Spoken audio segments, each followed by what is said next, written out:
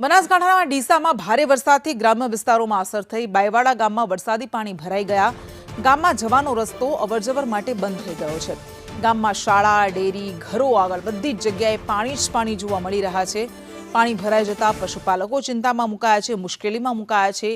ખેડૂતો પણ મુશ્કેલીમાં મુકાયા છે। 4 કલાક ભારે વરસાદ વરસ્યો અને તેના કારણે જનજીવન અસ્તવ્યસ્ત થઈ ગયું।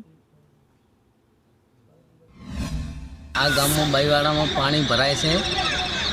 ગામમાં મેન રસ્તો છે ડીસામાંથી આપણે ટેસાણેથી ગામમાં જવા માટે।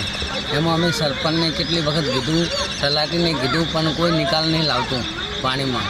હવે આ પાણીમાંથી કાઢવું કેમ? હવે સ્કૂલમાં આવી છે, હું સ્કૂલ છે, હું માતાજી મંદિર છે, હું સ્કૂલમાં છોકરાઓ ભણે, કેમ આવે? હવે હાલ બંધ છે। ડેરી છે, ડેરીમાં દૂધ ભરાવાનું બંધ છે।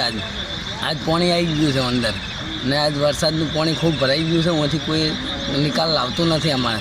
ગામમાં પાણી આવે છે, આને સ્કૂલ છે, આને મંદિર છે, તે મહેરબાની કરીને પાણીનો નિકાલ કરો કોક।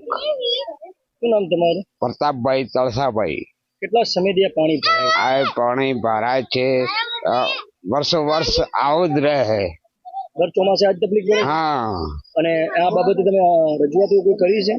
રજૂઆત ફેર કરી જ દે નથી કરી એમને। તો શું કહેવા માંગે છે?